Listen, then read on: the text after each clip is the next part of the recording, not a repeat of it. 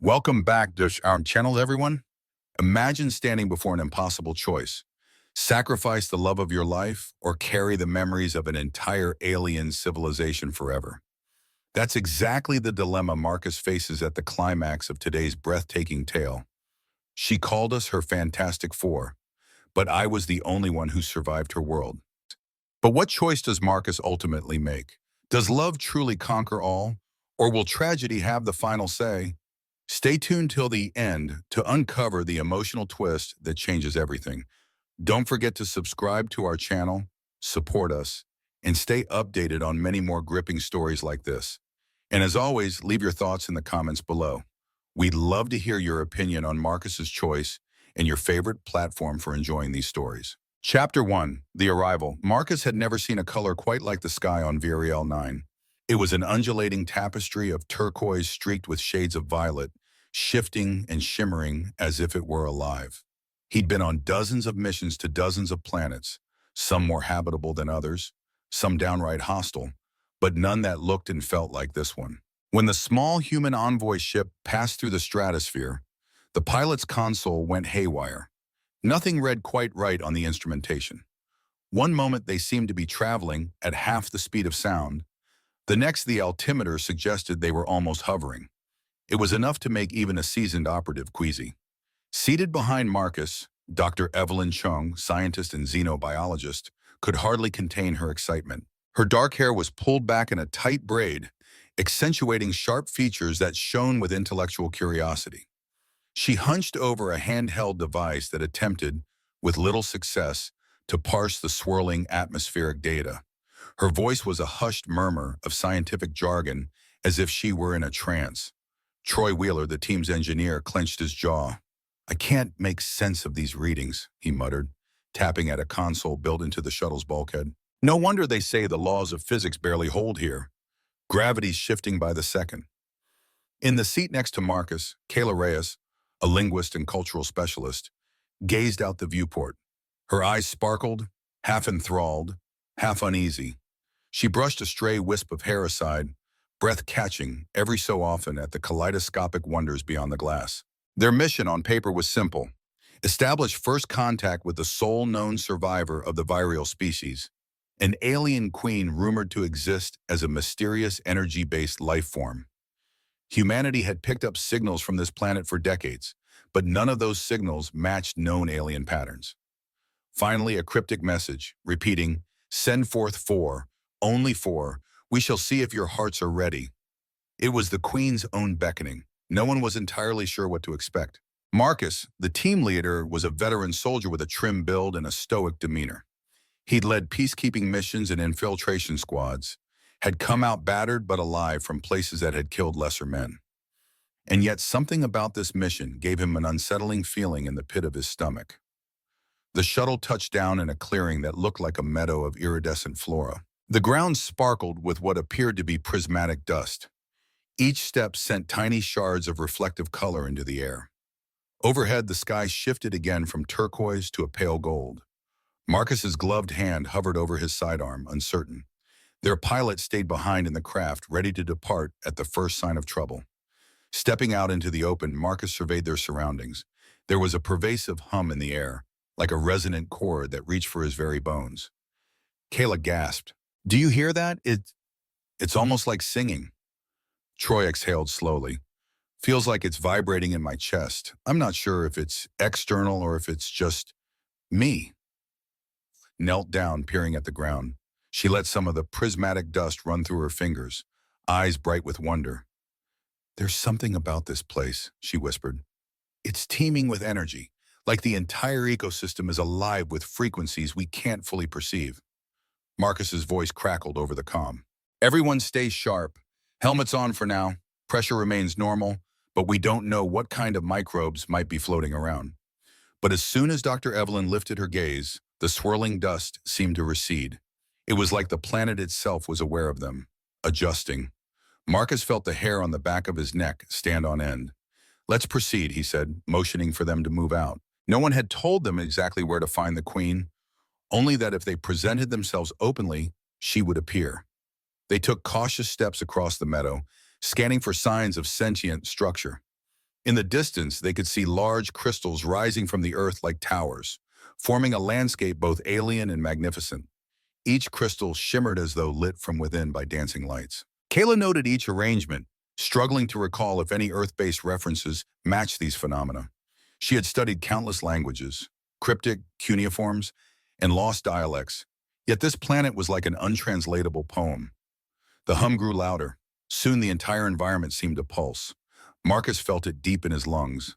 There was no breeze, yet the tall, iridescent grass swayed around their ankles. Then, a single note, pure and high, reverberated through the air, sending a shock wave that forced them all to brace themselves. "What was that?" Troy demanded. Kayla clutched Marcus's arm. I think it's a greeting." Marcus turned his head sharply. A greeting or a warning? Before anyone could reply, the note shifted into a melodic series of chords. Colors flared in the sky. The crystals in the distance glowed red, then blue, then green. Dr. Evelyn stared in open-mouthed awe. "It's as if the planet itself is responding to us, like it's orchestrating a symphony to see how we react." The next moment, the note coalesced into a voice, somehow both near and far, resonating inside their heads and echoing around them. "Four from Earth. I welcome you." Marcus felt his heart slam against his ribs. He had heard telepathic contact once before, during an exosuit mission on a far-off world, but never this strong. This was intimate, as though a presence were inside his thoughts, rummaging through memories. He clenched his jaw, fighting the urge to resist. Kayla's fingers trembled on his arm. She too seemed overwhelmed by the presence. Troy dropped to one knee, pressing a hand against his forehead. Dr. Evelyn's mouth parted, speechless for the first time since Marcus had known her. "Come forth. I have waited." The voice was layered, as if multiple beings were speaking in unison.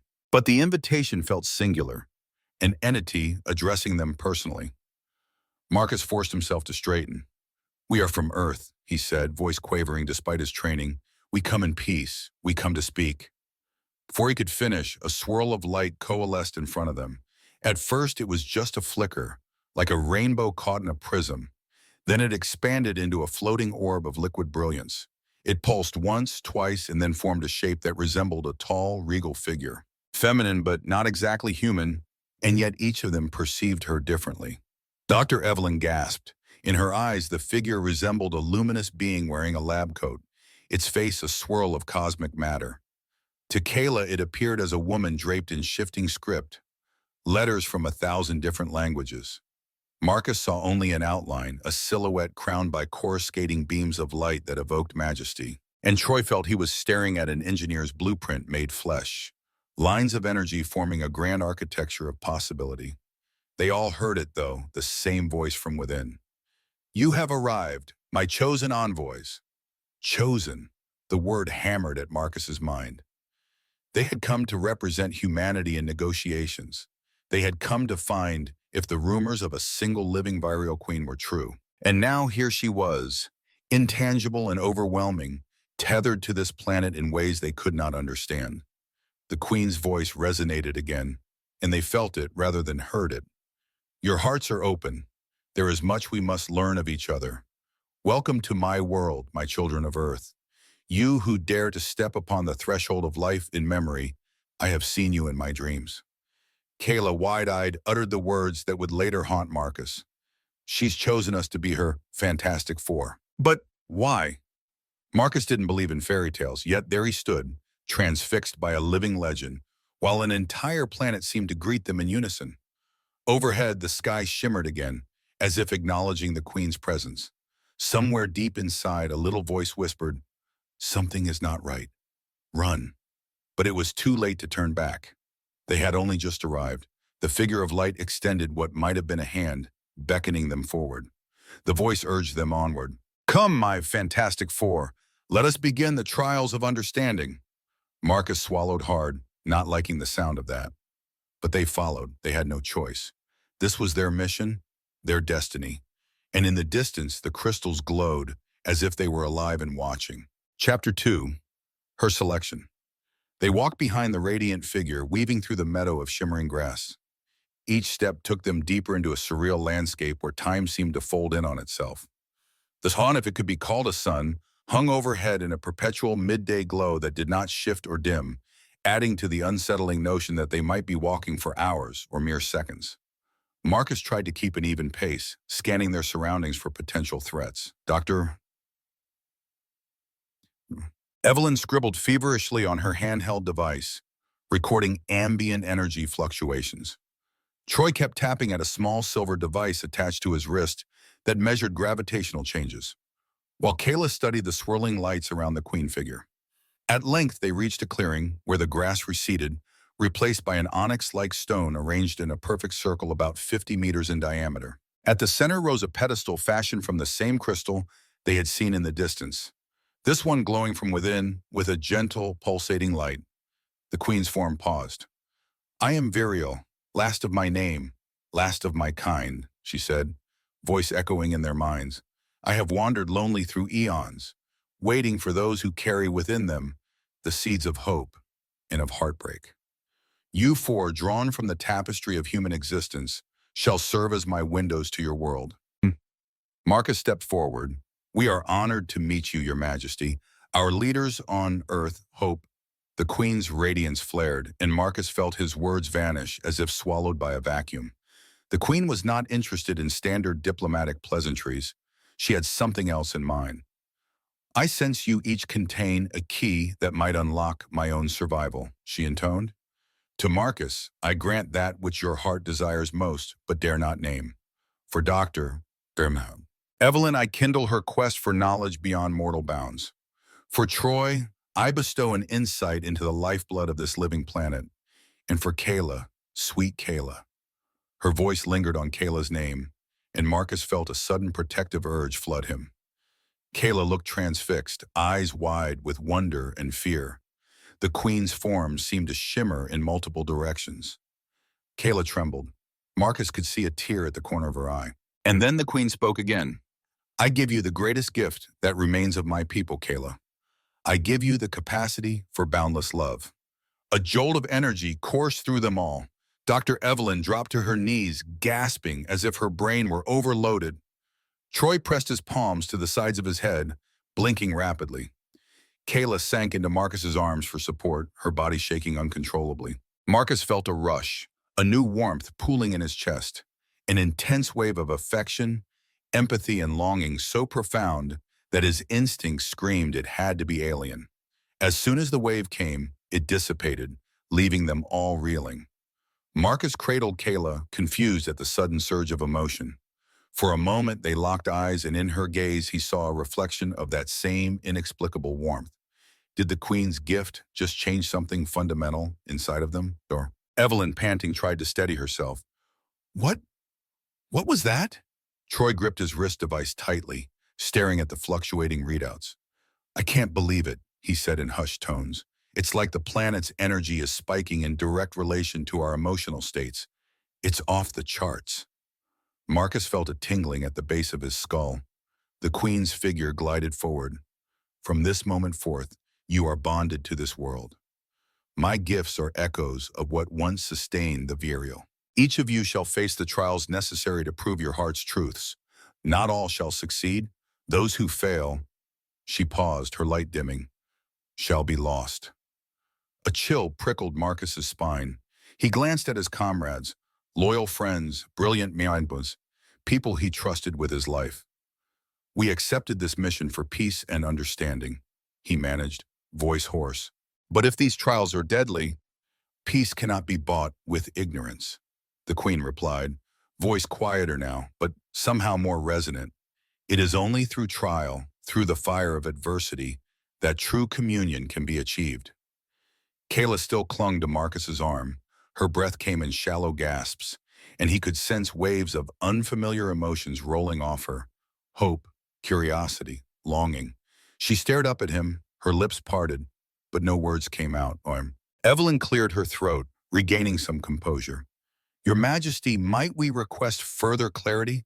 Our species rarely interacts so directly with energy-based life forms that can manipulate emotional states." A gentle rumble, perhaps the queen's version of a laugh, echoed through the clearing.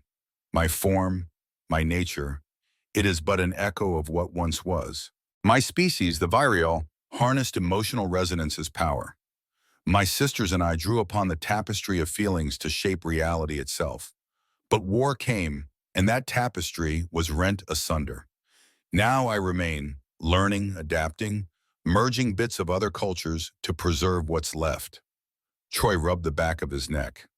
So, we're test subjects? He asked, voice wavering between awe and fear. You needed 4 humans to, what, feed on our emotions? That's why you asked us here? Marcus shot Troy a warning glance to watch his tone, but the Queen did not seem offended. I seek a bond that might prove mutually sustaining.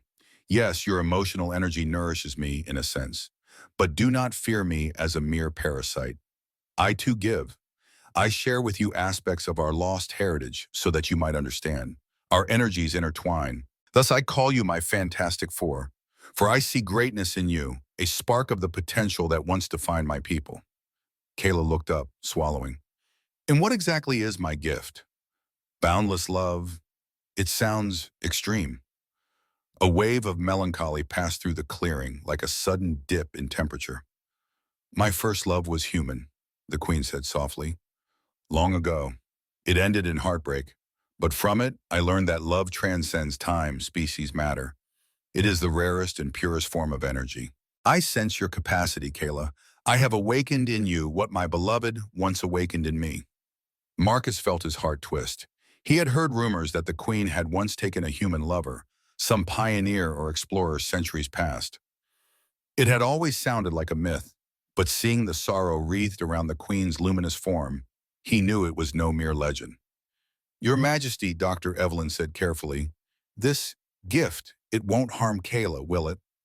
Gifts always carry burdens, the Queen replied, but I have judged that she can withstand it. Still, be warned, all gifts come at a price.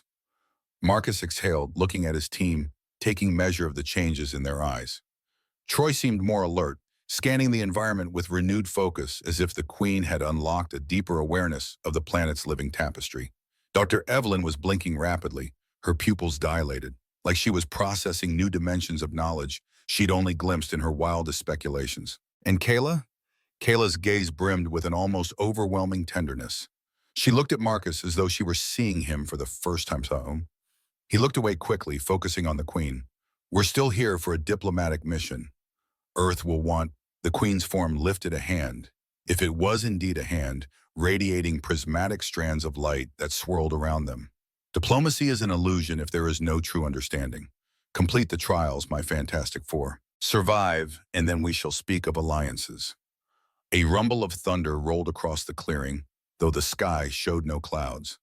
The Queen's form began to recede, her light drawing back into a vortex near the crystalline pedestal at the center. Now? Already, Marcus thought.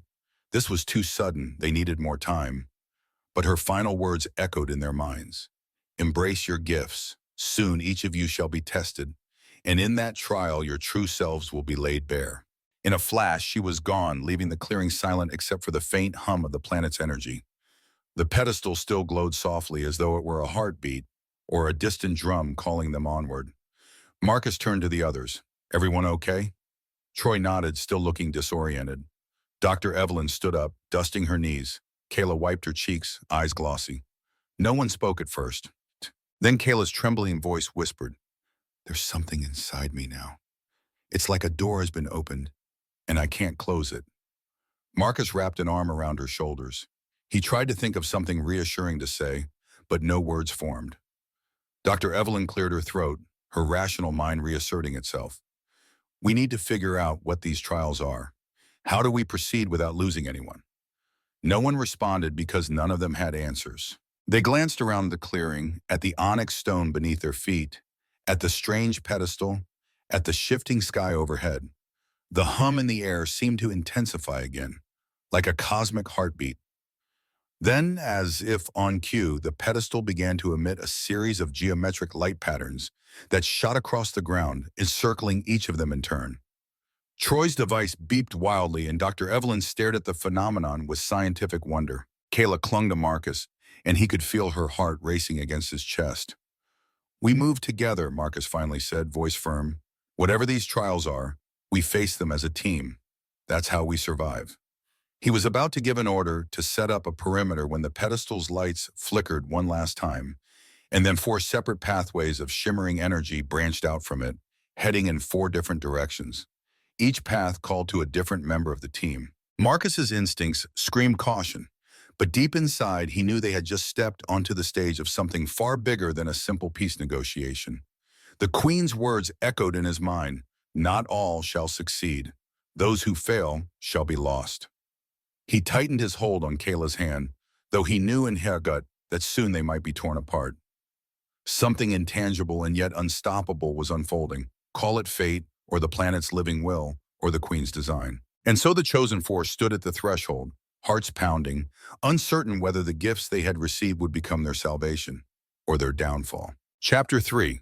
The trials begin the moment the pedestal's energy paths appeared.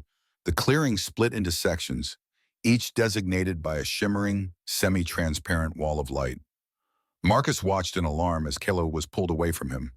He tried to grab her, but an invisible force blocked his hand.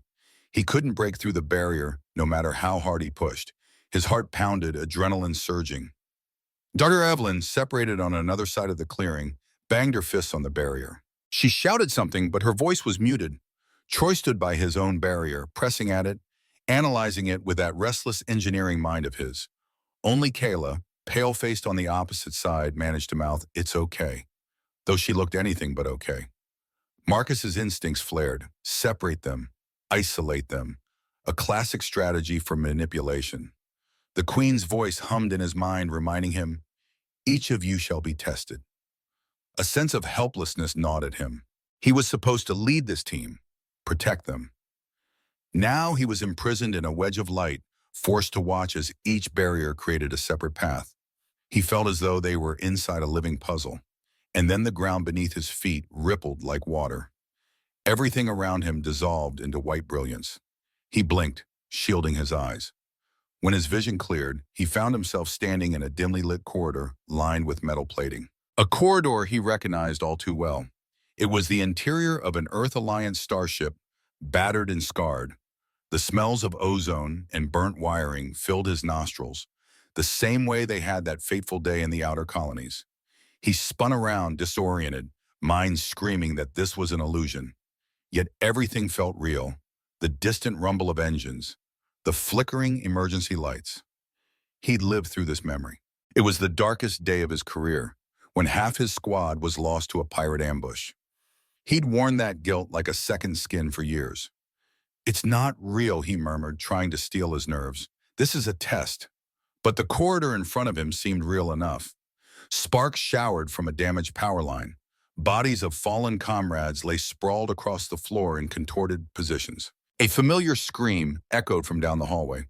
Private Chambers, the youngest in the squad, who had died gasping for breath with a plasma burn in his side. Marcus felt the old, familiar surge of panic. No, it's not happening again. The alien queen was messing with his mind. Yet he couldn't stay put. The corridor beckoned him, demanded that he face what he had run from all those years. He forced himself forward. Each step brought renewed waves of grief and guilt, but also a grim determination. He would see this through. That was the only way out. Ahead, he saw the shadow of a figure slumped against the bulkhead. Chambers, alive in agony, if only for a moment. Marcus felt tears sting his eyes. He remembered this. The memory was a scar in his soul. "Captain," Chambers rasped, looking up with glassy eyes. "Help! Help me!" The fear in the young soldier's voice seared Marcus's heart. He's not real, Marcus told himself, but he couldn't ignore the agony in that voice. He knelt beside Chambers, reached out, and touched the soldier's hand. The soldier's face flickered, an echo from Marcus's memory or the Queen's illusions. "I'm so sorry," Marcus whispered, reliving the old lines he'd spoken. "I couldn't stop it." As Chambers took his last breath, the corridor disintegrated again into white light. Marcus was left alone in a swirling emptiness. A voice, soft, ethereal, whispered, "Face your failure, soldier. Face the guilt that binds you." Marcus's chest constricted. I did. I'm trying, Paul." He turned in the emptiness, searching for the speaker. "Why make me relive this?" Because your heart cannot receive my final gift if it remains shackled by regret. His breath caught, the emptiness around him shifted, and now he stood in a second memory, this time a lush forest on Earth, where his unit once trained. He saw himself younger, full of naive pride, forging new friendships. Names, faces he had buried in the graveyard of lost missions. One by one those faces turned to him, gazing with wide, accusing eyes. You left us to die, their expressions said. Tears burned at the corners of Marcus's eyes. No, I tried. I tried to save them. The illusions closed in. Then a familiar figure stood apart from them. His old mentor, Commander Price. Price's outline shimmered, half transparent. It's not about saving them all, Price said, voice echoing from the depths of memory. It's about doing what's necessary, even when it hurts. That's leadership, Marcus. Marcus clenched his fists. The illusions hammered at his conscience with unstoppable force, replaying every bitter moment. He felt battered, but something deep within him pushed back, a resilience he had forged over countless battles. He had to break through. He could not remain stuck in this phantom replay of regrets. Then, as quickly as it had begun, the illusions collapsed. He was alone again in the swirling void. The Queen's voice, calm yet resonant, returned. You cling to guilt, but in your heart stirs a flame of hope. I grant you the strength to bear the memory. Let it guide you, not break you. Marcus felt a surge of relief and fresh pain. This trial had tested the burden of his past, forcing him to confront it head-on. Is that it? He wondered. No, he sensed more. The Queen's presence lingered, as if waiting for him to accept or deny some intangible gift. He closed his eyes, recalling each face he'd lost, the heartbreak, the impossibility of changing the past. He murmured, I accept. I can't change what happened, but I can honor them by moving forward. I will not let guilt define me. A sudden crackle of energy coursed through him, nearly knocking him to his knees. Images of Kayla, Troy Doctor, Evelyn flashed through his mind, and also the strange warmth he had felt earlier from the Queen's final gift. Marcus let out a long, trembling breath. I won't fail you, he whispered, unsure if he was speaking to the Queen, his lost comrades, or his living team. Maybe all of them. Meanwhile, in another wedge of the clearing, Dr. Evelyn found herself in a different nightmare. She stood inside a colossal library with impossibly tall shelves, each stuffed with codices and tomes of alien knowledge. At first she was in awe, gazing up at the swirling, vaulted ceilings where cosmic lights flickered. But then she realized the shelves were shifting, rearranging themselves at will. Books soared overhead like flocks of birds. Strange symbols danced in the margins of her vision. She reached out to grab a book. The cover was inscribed with a script she could almost decipher. She turned the pages, images of alien species, star charts, quantum theorems that teased the edges of her understanding. Her heart pounded with excitement. She had chased knowledge all her life, searching for that one cosmic truth that would unravel the secrets of existence. Here, it seemed, was a motherlode. Her mind raced, absorbing data with impossible speed. She recognized patterns. She gleaned how the Vireo once harnessed emotional resonance to manipulate matter. Flicking through another tome, she glimpsed equations that redefined the fundamental constants of the universe, explaining why Variel 9 bent physics. They had discovered universal truths that Earth scientists had only dreamed of. She almost laughed in joy, tears brimming at the sheer wonder. But the deeper she delved, the more the library seemed to press in on her.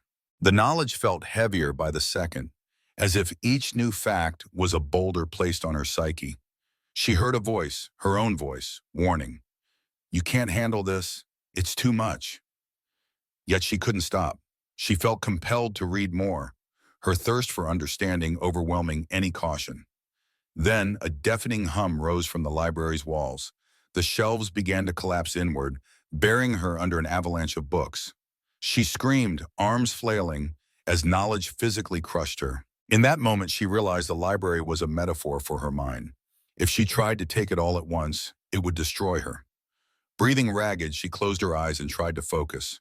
She recalled the cautionary teachings from Earth, that some truths must be approached gradually, with wisdom and humility. One step at a time, she thought. Don't drown in it. She forced herself to let go of the mania, to breathe, to slow her frantic pursuit. The avalanche stopped. The books suspended themselves in midair. A voice, not quite the Queen's, more like an echo of Dr. Evelyn's own conscience, whispered, "In your hunger for knowledge, do not lose yourself. Understand that you are finite, mortal. Limitations are not always chains. Sometimes they're the boundaries that keep us sane." Lady Evelyn sank to her knees, tears coursing down her cheeks. I, I accept that," she whispered. "I can't learn everything at once. I don't want to lose myself trying." Gradually, the floating volumes reshelved themselves, the library returning to a more peaceful state. A single book remained at Dr. Evelyn's feet, glowing faintly. She picked it up, reading the title, Genesis of the Virial. She clutched it to her chest, feeling the swirl of energy. The Queen's voice, faint and distant, echoed, "Your mind is vast, but you must not let curiosity consume your soul. There is a balance." The library dissolved into light, leaving Dr. Barm, Evelyn shaken but alive, a single tear tracing down her face as she embraced both the knowledge she'd gleaned and the realization that she couldn't hold it all. Simultaneously, Troy faced a desert of shifting sands.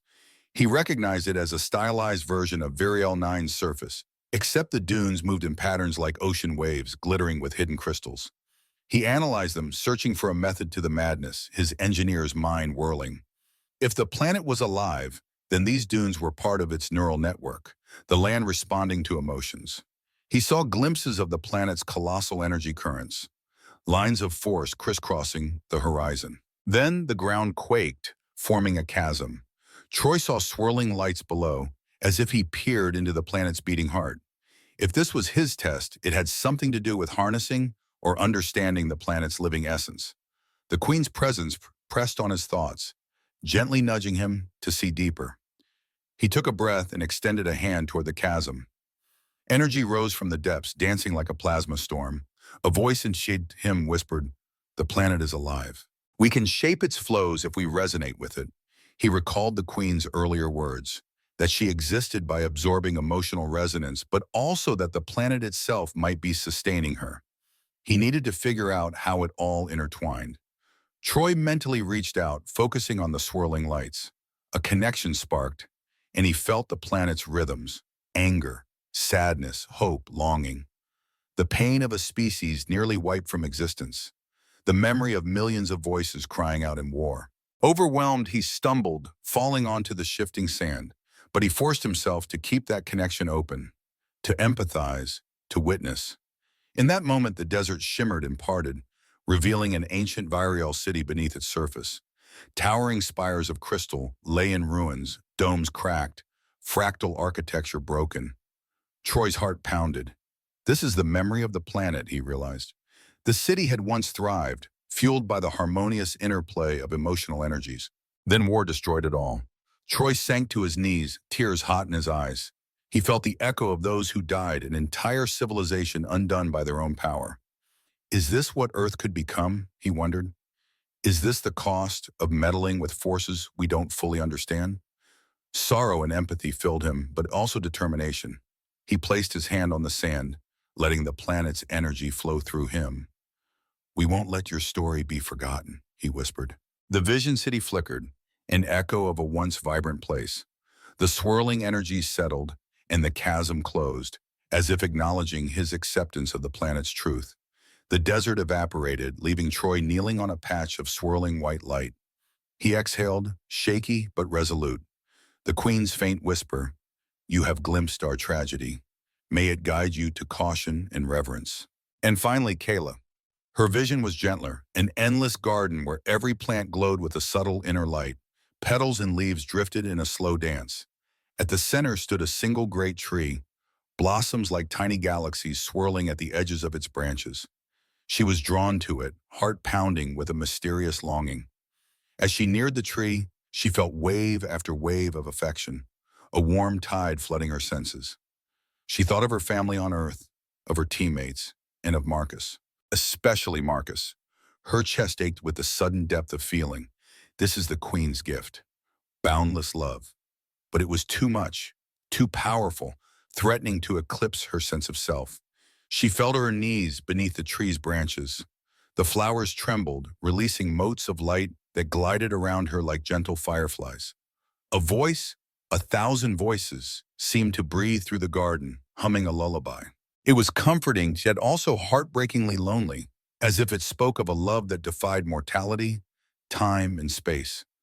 Kayla felt tears streaming down her face. I, I don't understand, she whispered. Why is it so strong? A figure emerged from the tree's base, a silhouette of pure light.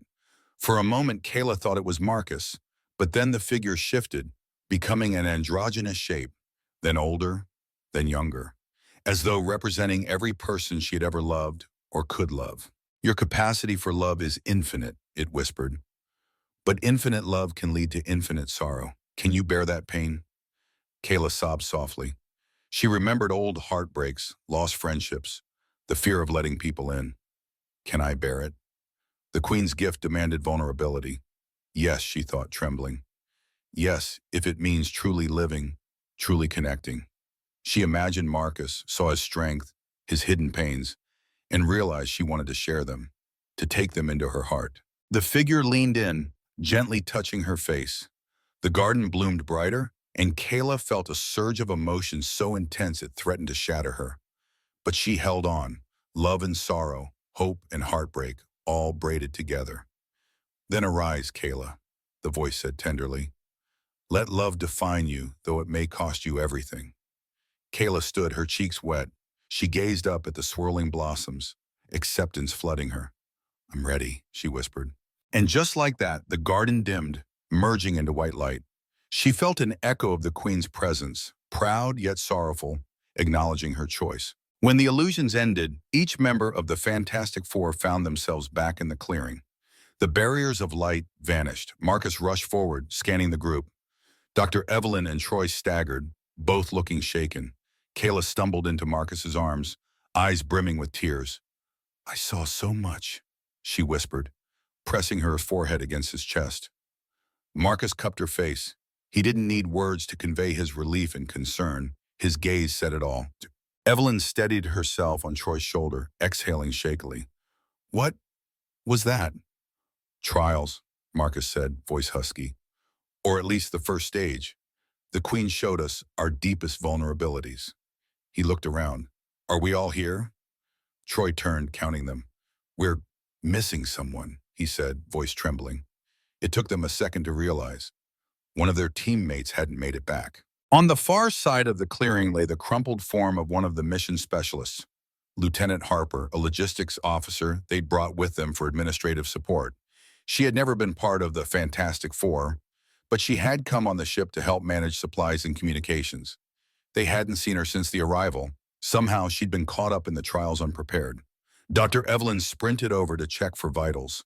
She froze, looking back at Marcus grimly. She's gone. Kayla stifled a sob, clinging to Marcus. Troy ground his teeth, fury glinting in his eyes.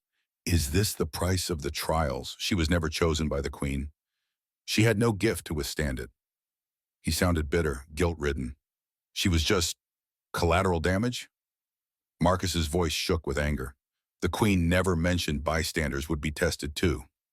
But in his heart, he remembered the Queen's warning. Not all shall succeed. Those who fail shall be lost. A chill ran through him. One of them had already died, and the trials had barely begun.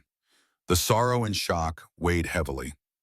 Marcus gently closed Harper's eyes, then rose, fists clenched. He glared at the still-glowing pedestal. What else will you take from us? Kayla's tears dampened his shoulder. Troy hovered near Dr. Evelyn, who was analyzing Harper's remains, as though an explanation might restore life. A hush fell across the clearing. They were down to 4, but only 3 were truly chosen. In that moment, Marcus realized a grim truth. The Queen cared only for her selected 4. Everyone else was expendable in her quest for emotional resonance. He vowed silently that he would not allow any more of his team to die for this alien's curiosity, even if that meant disobeying the Queen. Yet as he looked at Kayla, saw the subtle glow in her eyes, he feared that vow might already be impossible to keep. Chapter 4. Secrets beneath the surface. In the aftermath of the first trial, the group found themselves restless and uncertain. They managed to give Harper a makeshift burial in the luminous meadow, though it felt painfully inadequate. Marcus delivered a short eulogy in hushed tones, promising that Earth would honor her sacrifice. Kayla wept quietly by his side while Troy fixed his gaze on the swirling sky, anger and sorrow colliding in his eyes. Doctor, Evelyn placed a white cloth over the grave, her lips trembling. No one knew if the Queen was watching. The planet hummed softly beneath their feet, as if offering a strange, echoing sympathy. Or is it feasting on our grief? Marcus wondered darkly. They set out to find some shelter, or a vantage point that might give them an idea of how to proceed. The luminescent meadow seemed endless, broken only by pillars of crystal rising in random formations. One such formation jutted from the ground like a spire, large enough to climb. It took nearly an hour of scrambling on slick crystal surfaces, but eventually they reached a plateau overlooking a valley. From that vantage, they saw something startling. An entire region of the planet lay covered in a brilliant, shifting aurora, not in the sky but across the ground itself. Waves of color pulsed over hills and ridges, giving the impression of a living tapestry. Marcus glanced at Kayla. She stared at it with a mixture of awe and longing. Dr. Evelyn and Troy exchanged concerned looks. Troy hefted a small scanning device. This place is more than just weird physics, he said. It's as if the planet's crust is interlaced with some kind of bioenergetic circuit. I'd guess it's connected to the Queen's power source, her ability to manipulate illusions, or even read our minds. So she's harnessing the planet's energy, Marcus muttered, crossing his arms. But to what end? Dr. Evelyn sighed. Could be to keep herself alive. If her species was destroyed by war, maybe she's the last remnant. She might rely on these emotional energies as a regenerative force. Her voice caught. That would explain why she's so insistent on these trials, feeding off our strongest emotions, whether it's love, guilt, or grief. Marcus glanced at Kayla, whose hand was entwined with his. She had been quietly absorbing every detail. The Queen's gift of boundless love seemed to make her feel deeply about everything, which worried him. He wanted to protect her, but how could he protect anyone from something so vast, so entwined with the entire planet? After descending from the spire, they followed the valley slope. Strange flora with translucent leaves appeared, glowing faintly under their touch. Marcus pressed aside a vine and nearly jumped back when it curled around his forearm, as if greeting him. The hum in the atmosphere grew more pronounced. Gradually, they approached a region where the ground was more solid, less coated in swirling dust. The crystals here grew in clusters that jutted at angles, forming archways and labyrinthine corridors of sparkling stone. The hum was louder still. Troy knelt down, placing his palm against the ground. After a moment, he looked up at the others, eyes wide. It's like a heartbeat, he whispered. We're standing on top of a subterranean energy nexus, a massive one. Marcus crouched beside him. We should be careful, he said. We don't know what triggers the next trial. For all we know, this entire planet could rearrange itself and separate us again. But Kayla's face was drawn, as if listening to something they couldn't hear. She finally spoke, voice soft. She's calling us. Marcus stiffened. The Queen? Kayla nodded. Yes, I feel an invitation. There's a hidden chamber below. She pointed to a shadowy opening between two large crystal formations. Down there. Troy shook his head. Are you sure? That looks like a tunnel that goes into the planet's depths. And it's exactly where we need to go, Kayla insisted, her tone surprisingly calm. She wants us to see what's below. Dr. Evelyn exchanged a wary glance with Marcus. This could be a trap, or just the next part of her plan to feed off more of our emotions. Kayla met Marcus's gaze, her eyes unusually intense. He felt the warmth in her stare, that boundless compassion. It softened his misgivings a little. We have to keep moving, he said finally. We can't just stay on the surface forever. Let's do this together. So they ventured into the tunnel, the crystals casting eerie, flickering lights on the walls. The deeper they went, the stronger the sense of being watched. Several times Marcus spun around, thinking he saw movement behind them, but there was only the echo of their footsteps. Half an hour of winding passageways led them to a vast cavern. The ceiling soared overhead, covered in crystalline stalactites that reflected swirling auroras from an unseen light source below. A shimmering lake stretched across the cavern floor, its waters mirroring the rainbow glow. At the lake's center, an ancient structure emerged, like a dais or an altar crafted from black stone carved with alien glyphs. Kayla released a shaky breath. This is it. she murmured, stepping forward. Marcus placed a hand on her shoulder. We'll check it out together, he said, scanning for threats. Troy and Dr. Evelyn followed closely, each as entranced as they were wary. Approaching the altar, they saw it was ringed by statues, once graceful figures, presumably female, though time and erosion had blurred their features. Dr. Evelyn brushed her fingers over one statue's surface. This must be a depiction of the Virial people, she whispered. Before they became energy-based or after? Hard to say. Suddenly, a soft glow emanated from the altar itself. Symbols etched along its rim pulsed with life. 4 orbs of colored light emerged from the stone: blue, green, red, and gold. They hovered, each one drifting toward a different member of the team. Marcus's muscles tensed. He raised a hand to shield his face. The orb approached him slowly, and as it touched his chest, a warmth spread through him. He looked around to see the others also in contact with orbs, each wearing varying expressions of shock and revelation.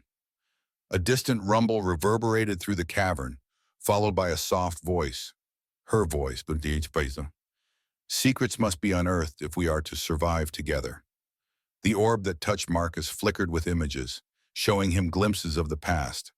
A proud Virial queen standing with a human man. Their hands were entwined, but war burned around them. He saw the heartbreak etched on the queen's face, saw armies of Virial waging war against an unknown enemy. Then the images shifted to the man dying in her arms, and the queen's anguished cry echoing across the cosmos. Then everything faded, and he was standing at the altar again, gasping. The orb vanished into his chest. Kayla stumbled, gripping the altar for support. Troy clutched his head, and Dr. Evelyn collapsed to her knees. Marcus rushed to Kayla's side, heart pounding. Kayla, what did you see? She blinked, tears streaming down her cheeks. A memory. Not mine. It felt like the queen's, so much loss, so much desperation to hold on to love. Troy rubbed his eyes. I think we just had a direct interface with the planet's memory, or with the queen's stored recollections. It was overwhelming. Dr. Evelyn took a shaky breath. We need to piece this together. The queen's people used emotional energy as a power source. They were unmatched in shaping reality, but that also led to a catastrophic war, possibly among themselves. The queen lost everything, including the humans she loved. Now she's trying to preserve her existence through us. Marcus's jaw tightened. And what does she want from us ultimately? To fill the void left by her dead lover? To feed her lonely immortality? Or is there more?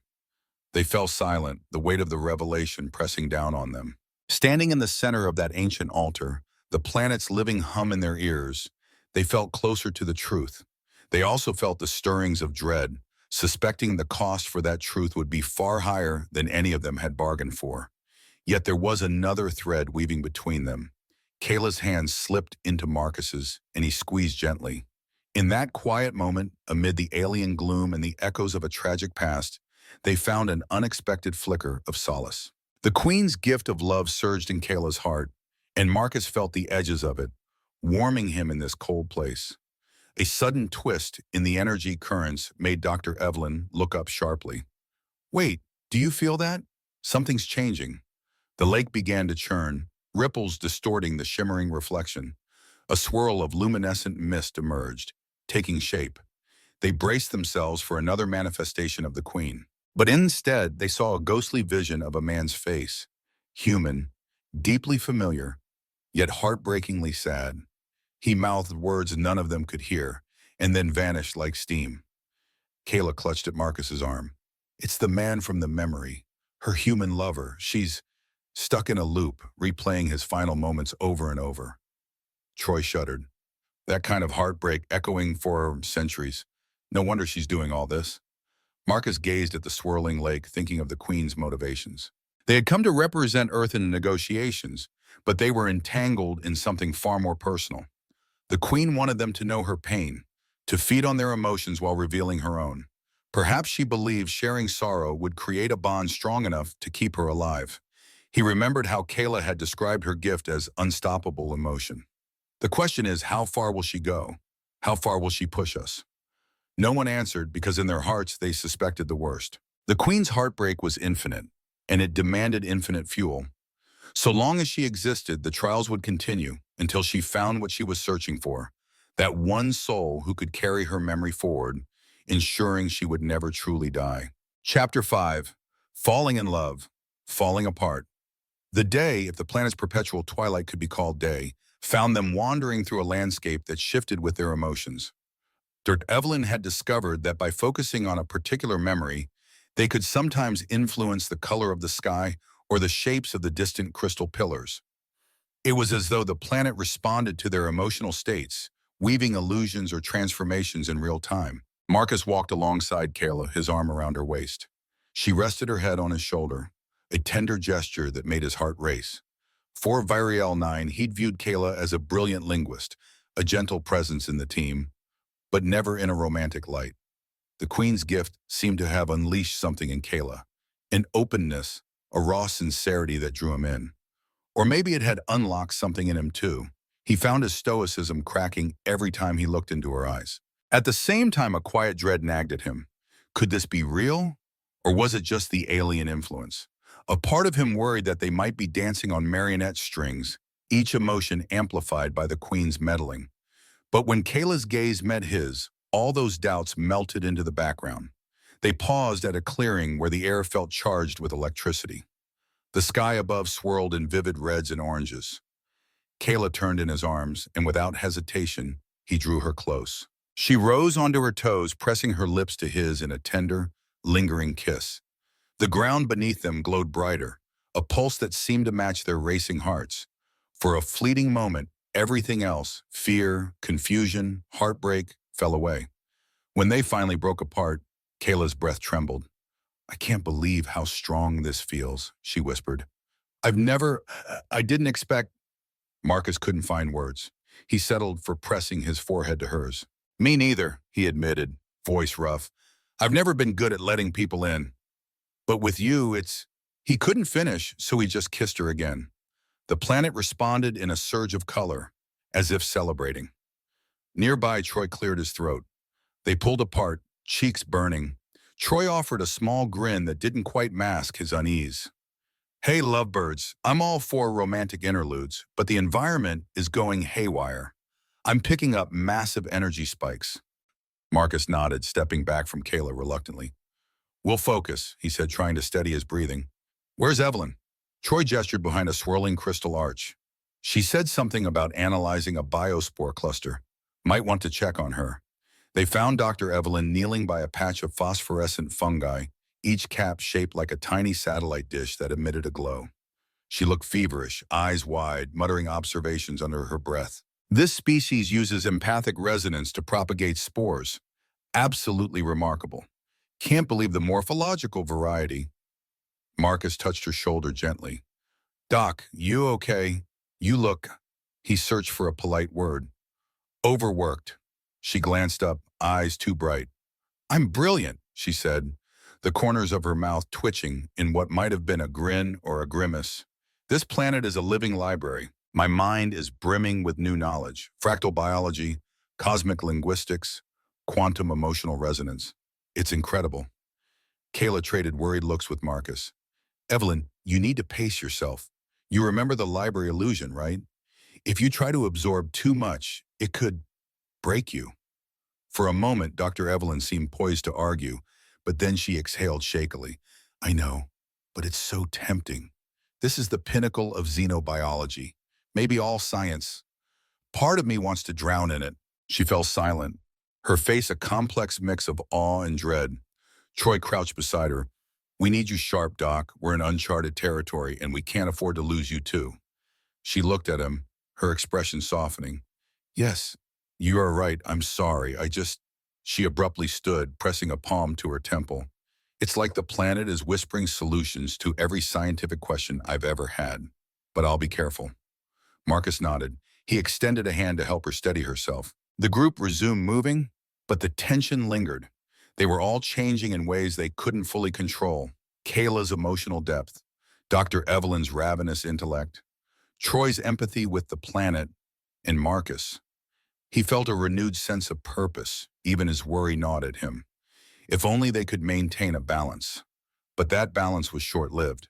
That evening, or what they called evening, since the sky's hue had darkened to a twilight purple, they set up a small campsite by a crystalline rock formation. Darvelin busied herself with the portable lab equipment. Troy worked on modulating the frequency of their emergency beacon, and Kayla curled up next to Marcus, resting her head on his chest. She looked up at him with wide eyes.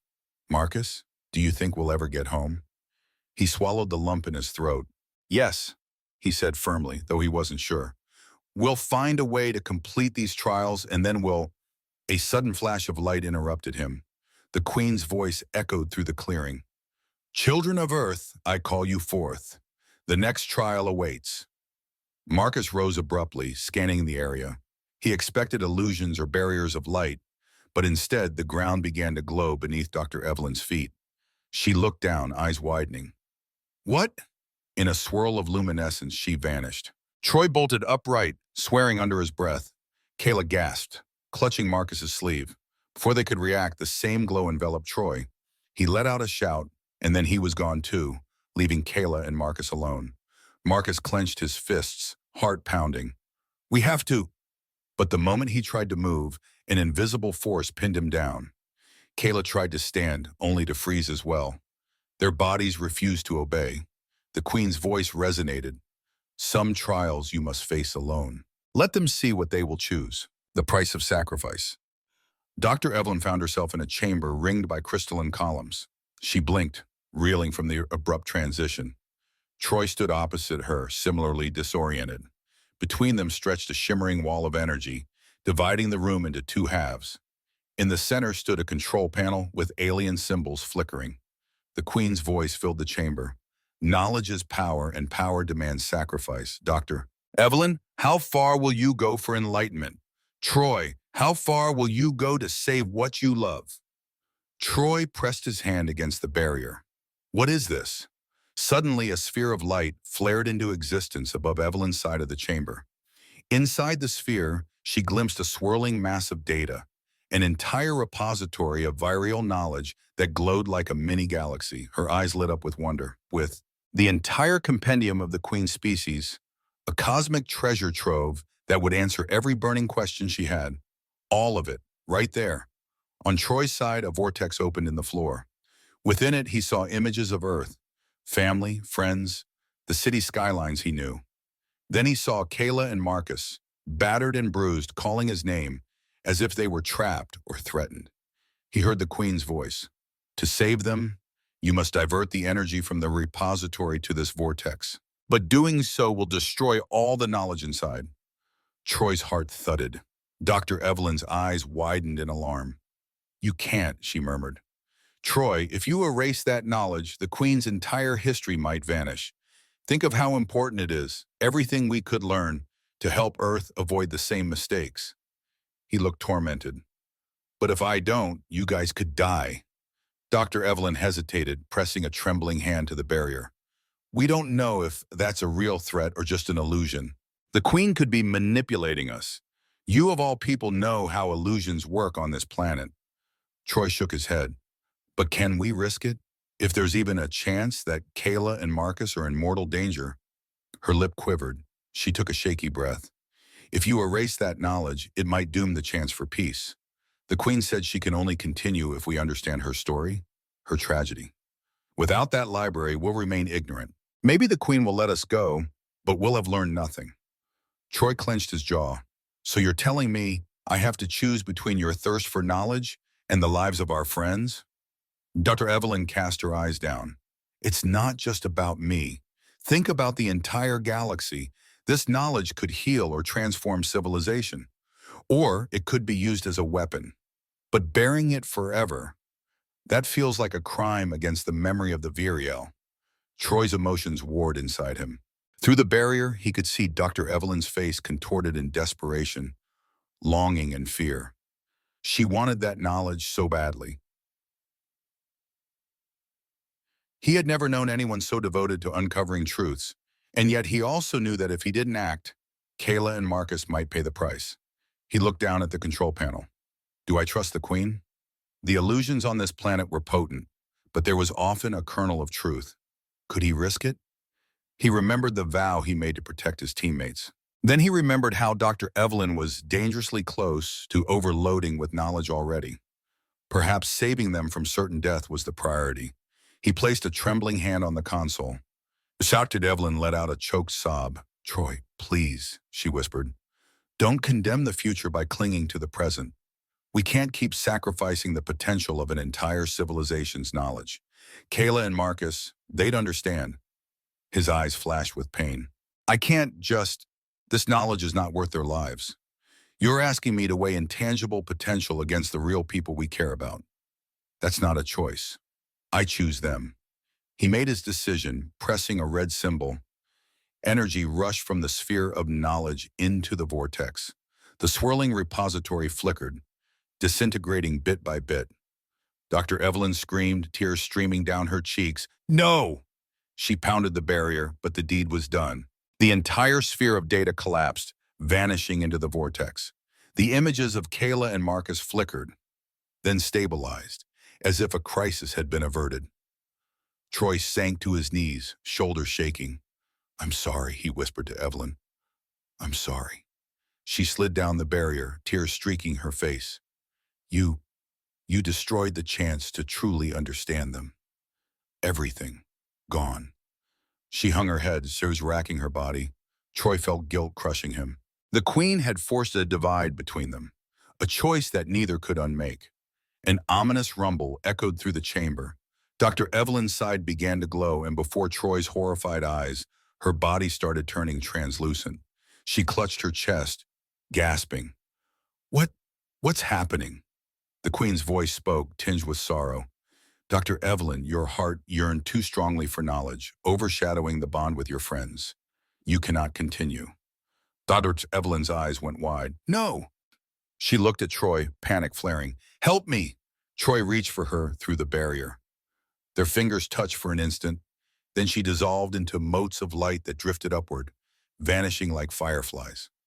"Evelyn!" Troy roared, tears burning his eyes. But there was nothing to grasp. She was gone. He collapsed against the barrier. The Queen's voice whispered, "A life freely given to knowledge can be claimed by that knowledge. She has chosen her path, Troy. Now you must carry the sorrow." Anguish and fury coursed through him. He had saved Kayla and Marcus, but lost Dr. Evelyn in the process. His friend, his teammate. Was this inevitable? His tears fell freely, each one a testament to the cruelty of the trials. He pounded a fist on the floor, echoing in the silent chamber. Then, as if in response to his grief, the barrier dissolved. Troy was alone, kneeling. He had survived, but at a devastating cost. A bitter reunion. When Marcus and Kayla regained control of their bodies, the campsite was silent.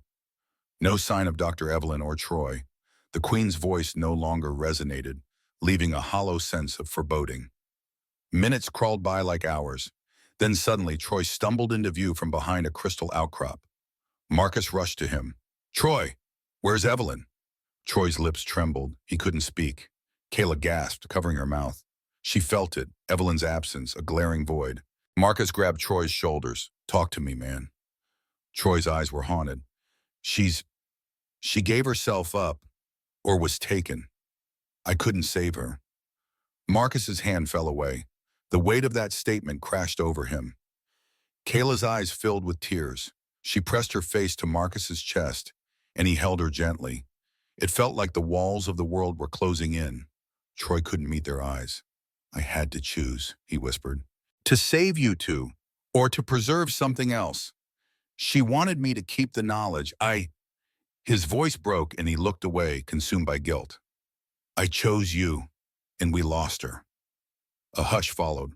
Marcus's heart ached. Another teammate gone, another person lost to the Queen's trials. He remembered the vow he had made not to lose anyone else. And yet here they were, battered by heartbreak once more. Kayla sobbed softly and Marcus stroked her hair, tears stinging his own eyes. He wanted to be strong, to hold the team together, but the cracks were showing. Dr. Evelyn, brilliant and curious, snuffed out like a candle in the wind. A memory now, an echo of knowledge gleaned. Troy wiped his face, steeling himself. "We can't fall apart," he muttered, voice shaky. "Not now, Evelyn. She'd want us to push forward. She sacrificed for us. We have to finish this." Marcus nodded, jaw tight. We will, he said, though he no longer knew what finishing this even meant. Was their mission to end the trials, to rescue themselves, or to satisfy the Queen's quest for emotional resonance? Kayla's sobs quieted. She looked up, eyes red-rimmed but resolute. We have to face whatever comes next and find a way out. For her, for Evelyn.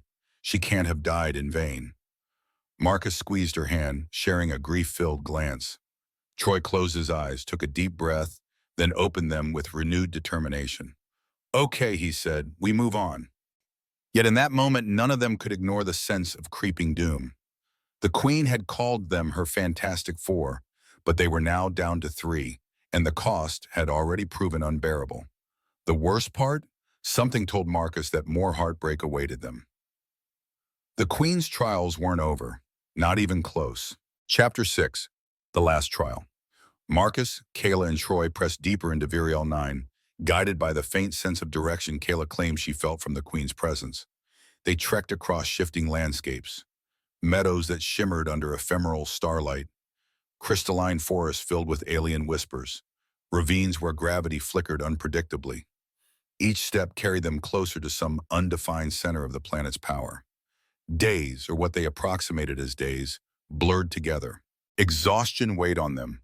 Dr. Evelyn's absence was a raw wound, and the ghost of her memory followed them like a silent companion. They pushed forward anyway, forging a path through illusions and half-real encounters. At last, they reached a massive crystal gate embedded in the side of a towering, jagged cliff. The gate radiated threads of light in cyclical patterns, reminiscent of a beating heart. Kayla sensed the Queen's call strongest here. It's like the planet's core is beyond this gate, she said, shivering. They stepped through cautiously, finding themselves in a circular chamber carved from living rock. A swirling vortex occupied the center, pulsing with every color imaginable. At the edges of the chamber, columns of crystal rose like solemn sentinels. The hum of the planet's energy resonated intensely, making their skin tingle. A familiar voice echoed from the vortex. Marcus, Troy, Kayla, this is the final trial. Only one shall carry my memory forward. Marcus felt a spike of alarm. Only one? What the hell does that mean? He glanced at Kayla and Troy, worry twisting in his gut. A figure materialized from the vortex, the Queen, radiant and imposing, yet her form flickered, as if barely stable. The gifts I bestowed require resolution. Your spirits have been tested. Now the last test, conviction. Only one of you can truly bear the memory of the Virial, or else it scatters to oblivion. Kayla's hand flew to her mouth. You want us to fight each other? The idea horrified her. The Queen's gaze moved to Kayla, luminous and inscrutable. Not in the sense of violence, the final trial is one of will, conviction. You must prove who can shoulder the burden of every lost voice, who can keep my existence alive in memory, no matter the kio. Marcus's heart pounded. He thought of Dr. Evelyn's fate, of Harper's death. Their team had been destroyed, all in the name of these trials. Now the Queen wanted only one to remain. He clenched his fists, stepping forward. This is madness, he growled. We came here for peace, not to sacrifice our people on some twisted, emotional crucible. The Queen's expression flickered with something like sorrow. I do not relish this, but survival demands a vessel strong enough to contain all that I am. If none of you can bear it, I will fade, taking the planet's final memory with me. Troy exhaled shakily, glaring at the Queen. So that's it? One of us fuses with your memory, and the others must be released from their burden, one way or another. The Queen replied, voice echoing with finality. Join me or be freed. Only one can remain with the knowledge. Marcus exchanged a troubled look with Kayla. She bit her lip, tears threatening to spill. If that's the only way, Marcus, what do we do? Before he could answer, the Queen gestured. The vortex surged, enveloping them in radiant energy. Marcus felt the ground tilt, a wave of dizziness sweeping over him. He heard Troy shout, Kayla's gasp. Then he found himself alone in a kaleidoscope of light and shadow, separated once again. Marcus versus Troy. Marcus's surroundings crystallized into a dreamlike battlefield. Though no weapons were in sight, columns of light and swirling dust formed the terrain. Across from him stood Troy, eyes filled with conflict. They both looked around, realizing they were trapped in a forced confrontation. Marcus lifted his hands. Troy, we don't have to fight. The queen is messing with us again. Troy swallowed, tears brimming. She's making us prove who'll take on her memory. But I don't want it. She killed Evelyn. I hate her for it. Marcus felt his anger flare. Yeah, well, I hate what she's done to us. But we can't both walk away with this knowledge. She won't let us. We have to figure out a way to break this cycle. Troy's posture sagged. Maybe you should be the one. You're a soldier, strong enough to handle the burden. I'm just an engineer, but I promise to protect you guys. A swirl of light surrounded them, a voice whispering, conviction is tested in the crucible of choice. Marcus moved closer, but an unseen force kept him separated from Troy, as if to emphasize their division. He saw the torment in Troy's face. Evelyn's death weighed heavily on him. Marcus realized Troy might be on the edge of giving up. Don't surrender, he said firmly. If you do, the queen wins without a fight. Troy shook his head, tears leaking down his cheeks. I can't carry the memory of a species that destroyed itself. I can't handle losing more people. If one of us has to do it, maybe it should be you. Marcus's stomach churned. He pictured what it would mean to become the queen's vessel, staying on Viriel 9 forever, cut off from Earth. That's what he assumed. The planet was too entwined with the queen's energy. The vessel couldn't just walk away. It would mean losing Kayla, losing any chance at a future with her. A stinging sorrow tore at him. He met Troy's gaze. Let's find Kayla first. Marcus and Kayla. In a flash, the battlefield shifted. Troy vanished. Kayla appeared before Marcus, tears streaming down her cheeks. Marcus, she breathed, running toward him. They tried to embrace, but a shimmering barrier forced them to remain inches apart, mirroring the same cosmic cruelty as before. The queen's voice echoed around them. Marcus, your gift was that of fortitude. Kayla, yours was boundless love. Only one of you can stay. Kayla shook her head vehemently, eyes locked on Marcus. No, I won't lose you. We've lost too many already. Marcus reached out, palm against the barrier. Kayla did the same. Their hands aligned though they couldn't touch. Kayla, if I stay, you go. You'll be free to return to Earth. The words nearly choked him. But if you stay and I go, I can't imagine leaving you behind here. It's not fair. She let out a trembling sob. I can't do this. There has to be another way. But the queen's voice was unyielding. Emotions cannot be shared equally in this final act. One vessel must bear the memory, the other must forget. Marcus closed his eyes, wrestling with the decision. He thought of all they'd been through, of Kayla's fearless love, of how she had changed him. A quiet acceptance washed over him. I won't let you sacrifice yourself, he said softly, opening his eyes. You're the one who's truly alive with love, Kayla. The queen's memory might taint that. I won't take your freedom. She shook her head, tears falling freely. I can't let you do this alone. Don't you understand? If you're gone, it'll tear me apart. Her raw emotion broke him. He wanted to find a miraculous solution to spare them both. But the queen's illusions had no loopholes, no mercy. If I become her vessel, you can go back to Earth. Try to live a normal life. Kayla cried harder. A life without you? I'd be hollow. We just found each other. Marcus leaned his forehead against the barrier, tears in his own eyes. If there's a chance you can be free, I want that for you. Troy's sacrifice. As their hearts shredded under the weight of the choice, Troy reappeared. He stood at the edge of the clearing illusions, face pale but resolute. Wait, he said, voice trembling. I should be the one. Marcus blinked. Troy, don't. There's no sense in throwing yourself on this sword. Troy shook his head, stepping forward. I couldn't save Evelyn, but I can save you two from being ripped apart. My empathy with the planet is strong. I can handle the Queen's memory. You too. You deserve a chance at life together. His voice cracked. I can't let the Queen keep tearing us apart. Kayla's eyes flicked to him, sorrow mingling with gratitude. Troy, but... He forced a laugh, tears in his eyes. Let me do this. I'm no hero, but I can do something right here. If I have to become the vessel, so be it. It's better than you losing each other. Marcus's heart twisted. We can't ask you to do that. You're not asking, Troy said. Then he turned to the swirling vortex. Queen, let me take on your memory. Spare them. The queen's form materialized, shimmering. She regarded Troy, sorrow and compassion etched in her luminous countenance. If that is your will, I accept. But your mind must be wholly committed. Doubt will destroy you. Troy swallowed, nodding. I'll do it.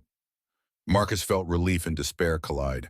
He wanted to protest, but a part of him knew Troy meant every word. Kayla stared, tears flowing, unable to speak. Troy stepped forward, arms outstretched. The vortex coiled around him, threads of light spiraling into his body. He let out a shuddering gasp, eyes wide. For a moment, it seemed to work. The swirling illusions receded, leaving just Marcus, Kayla, Troy, and the Queen. Then Troy screamed, collapsing to his knees. His face contorted in pain as arcs of energy crackled around him. Kayla cried out, rushing to help, but the Queen held her back with an invisible force. Troy's body convulsed. The Queen's voice trembled. He's resisting. His guilt, his fear. It's too strong. Marcus's heart thudded. Stop it! You're killing him! But the vortex didn't relent. Troy raised his head, agony written across his features. I I can't hold it, he gasped, tears streaming. Evelyn, I'm sorry. Marcus, Kayla, forgive me. A final surge of light blazed around him. Kayla screamed, turning away. Marcus staggered backward, covering his eyes. When the radiance dimmed, Troy was gone. His body dissolved into motes of luminescence, just like Dr. Evelyn. Marcus and Kayla stood there, stunned, tears coursing down their faces. Another friend, another piece of their team, lost. The Queen hovered silently, her glow dim.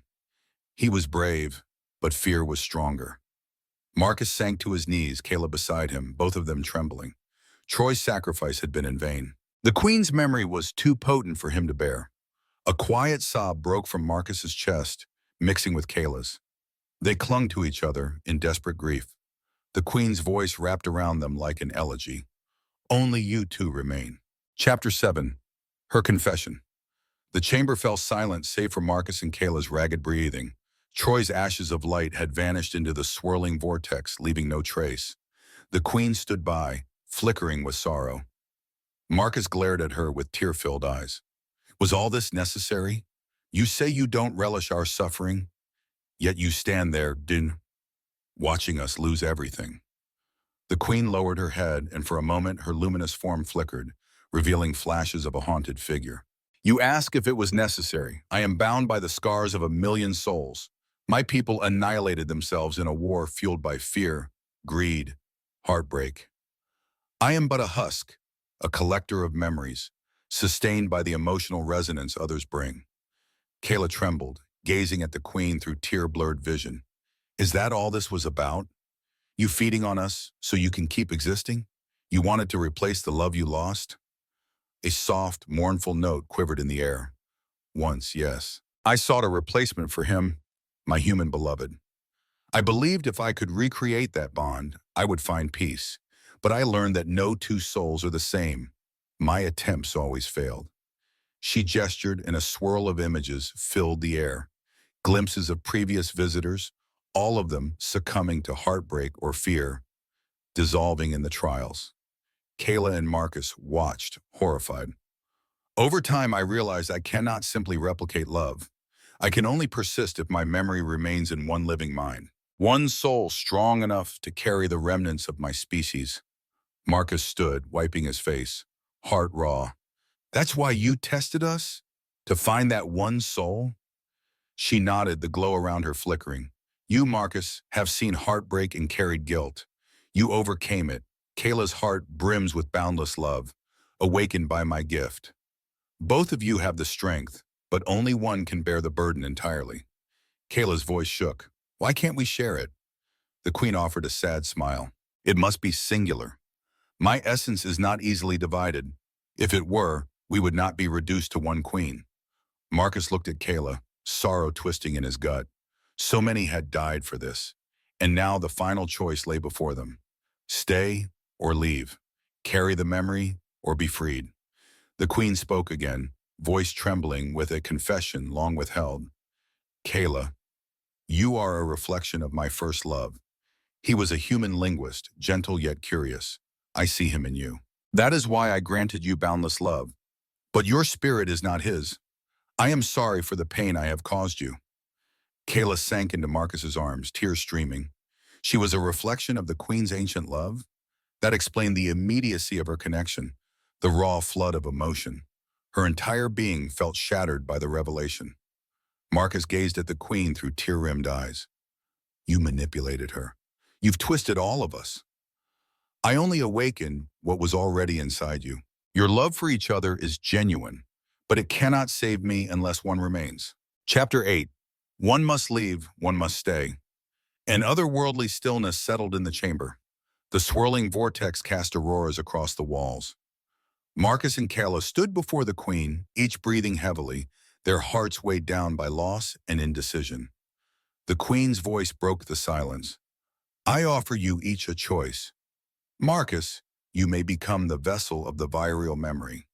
You will remain on this planet, bound to me, carrying my existence forward. Kayla may return to Earth, though she will lose the memories of what transpired here, for they are too intertwined with my essence. Kayla's eyes flickered with panic. I'll forget you, Marcus. I'll forget us. Marcus felt his heart clench like a vice. The queen continued. Alternatively, Kayla may choose to remain. Then Marcus will be freed, returning to Earth with no recollection of Viriel 9 or what happened. Marcus looked at Kayla, voice trembling. I can't let you stay here alone. She took his hands, tears on her lashes. And I can't let you trap yourself here for all eternity, never seeing Earth again. Marcus, you have a life to live, a future, but I can't stand the thought of you forgetting me. He swallowed hard, pressing his forehead to hers. Then we stay together. The queen's light flickered in protest. You cannot. The vessel must be singular. Attempting to share it would destroy you both. They stood, arms entwined, tears flowing freely. Kayla's heart thundered. The magnitude of the decision dwarfed anything she could have imagined. One must remain, one must forget. A tragedy no matter the path. Marcus's resolve crystallized. I'll do it, he said quietly, looking at Kayla with a bittersweet smile. I'll stay. You go back. She choked on his sob, shaking her head. No, you can't. You have a life. He placed a gentle hand on her cheek. I do. And it's taught me that I can't stand by while others pay the price. I won't let you be another casualty, Kayla. He swallowed the heartbreak. Go home. Live. I'll watch over this place. Keep the queen's memory safe. Kayla's tears coursed down. She fought to speak, but words failed her. She lunged forward, kissing him with desperation. Their lips met in a swirl of love and sorrow. In that moment, the planet seemed to hold its breath. The crystals along the walls glowed brighter, as if sharing their grief. At last, Kayla pulled back, cupping Marcus's face. Please, don't do this for me. He brushed a tear from her cheek. I'm doing it for all of us, he whispered, voice breaking. Troy, Evelyn, Harper, they died so we could make it this far. If one of us has to carry the burden, let it be me. She sobbed, nodding slowly, accepting his choice, even though it tore her apart. The queen's voice resonated softly. Very well. Marcus shall be the vessel. Kayla, you will depart with your memories sealed, for they cannot exist separate from me. Marcus's heart clenched. One more request, he said, voice trembling. He glanced at Kayla. Let me give her something, some piece of memory, so she'll know I existed, that we loved each other. Don't wipe it all away. Kayla looked at the queen with pleading eyes. The queen hesitated, then she inclined her head solemnly. I will allow a fragment of your bond to remain, a dream, a whisper. Kayla pressed her lips to Marcus's, tears flooding her cheeks. I'll find you somehow, she whispered against his mouth. He stroked her hair, his own tears hot. I'll remember enough for both of us. The queen lifted a shimmering hand, and Kayla's body began to glow. Marcus felt her warmth slipping away from his grasp. She looked at him with heartbreak carved into every line of her face. I love you, she mouthed, just before a surge of brilliance enveloped her. In a flash, she vanished. Marcus collapsed to his knees, his chest heaving with sobs. He had done the right thing, he told himself, but it felt like carving his heart out. The queen stood over him, luminous and solemn. She will be spared the burden of memory. She will heal in time, though shadows may remain. Marcus stared at the spot where Kayla had been.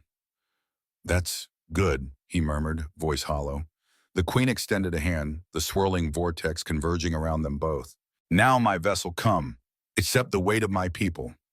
Marcus closed his eyes, tears still slipping down his cheeks. I'm ready, he said, though his heart felt anything but ready.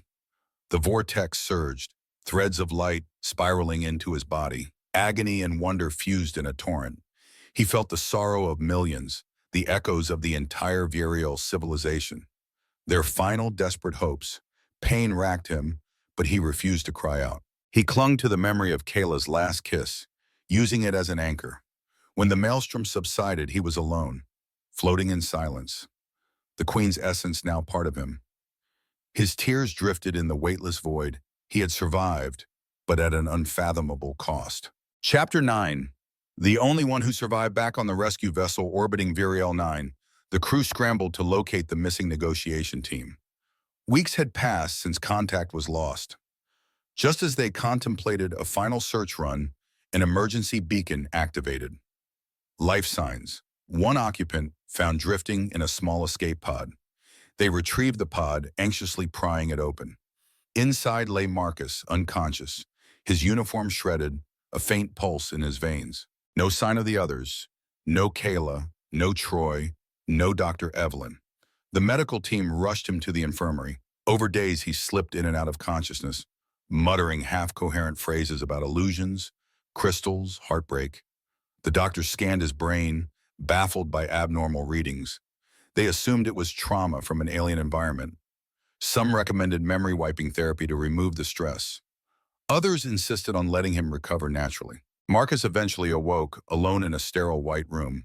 His first thought was Kayla. He bolted upright, heart in his throat. Where is she? Kayla!